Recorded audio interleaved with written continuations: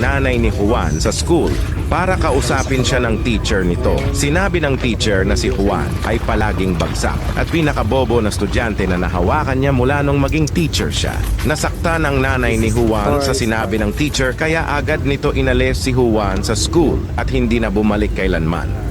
20 years later, nagkaroon ng kakaibang sakit sa puso ang teacher at ang tanging solusyon ay operahan ito ng nag-iisang doktor sa hospital. Ang doktor na ito ang pinakamagaling sa buong hospital. Naging success ang operasyon ng teacher. Unti-unti niyang minulat ang kanyang mata nang makita niya ang isang gwapong doktor. Parang may gusto ito sabihin. Ngunit biglang namutla ang muka nito at biglang namatay. Nagulat ang doktor at nagduda kung bakit nangyari ito. Pagtingin niya sa likod, nakita niya ang kaibigan nating si Juan.